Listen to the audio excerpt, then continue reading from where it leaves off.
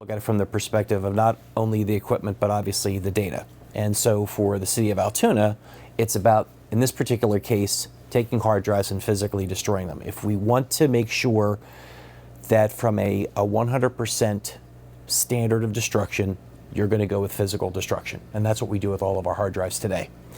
The value is really twofold. Number one, we're able to guarantee environmental compliance. So when you think about what does that mean to the county, you're able to say to Blair County that you're not contributing waste into the waste stream, right? And then secondarily, I think more important from an information security perspective, you're able to guarantee back to the people that work in county courthouse, the people that work in county government, and by the way, the residents of Blair County, that in fact the information's been destroyed. That's the real value. That guarantee is incredibly important. We can walk back here and we'll take a look at the carts that we use and how we manage the equipment. So Reclamere next year will celebrate its 25th anniversary. And about 2014, 2015, we decided to build a different type of model. And what we wanted to say was, okay, we have to find a way to help our customers secure equipment and data at their site and not worry about equipment growing legs and walking away. That's why we developed the carts. If you think about it, this is very similar to what organizations do today when they have secure consoles on site with paper. So essentially, that paper is coming from electronics. What we've done is we've just simply made those containers larger, obviously for electronics equipment, and we're able to secure it not only with a lock, which is specific to each one of these containers, but then also with a zip tag, which has a serial number on it as well. So all of this information is going to be tracked specifically back to the client itself. So from an auditing perspective, we know what we've received from who and when, and then obviously we can track it through the process as well.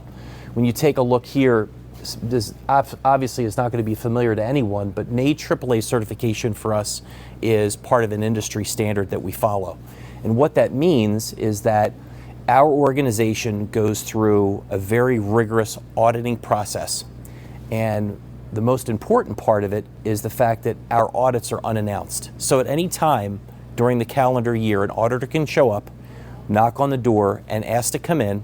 They have to be able to enter into the building. And then on top of that, they can take a look at HR files.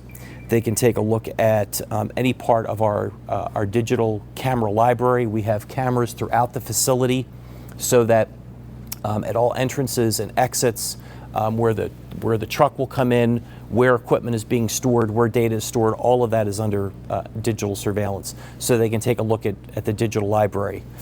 They can take a look at all of our policies and procedures.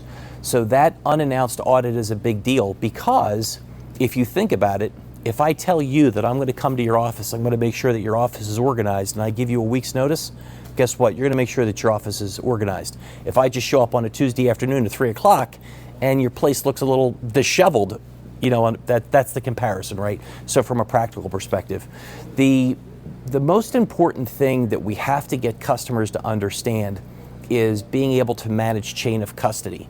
What I mean by chain of custody is where does the liability reside? And the liability resides with the equipment if we're not managing it correctly.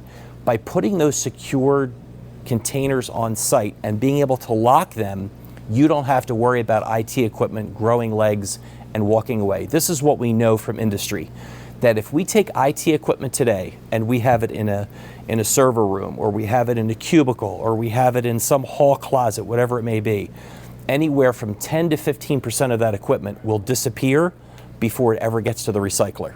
That's just the reality of it. So by locking it at your facility, you obviously manage the chain of custody from the very beginning. Those lock cages are going to come onto the Reclamere truck. We're going to maintain that chain of custody, and then this seal and this lock are not going to be disengaged until it gets back here to our facility, and we track that as well. The time, the date in which it was received, the time at which it was received, and the time in which it's going to get ready to go into production, and really being able to deal with inventory control, et cetera. You've chosen to go ahead and bring hard drives down for destruction and recycling, so we're going to take a look at how we deal with that. It's an industrial shredder. And the industrial shredder is just that. It's loud, it's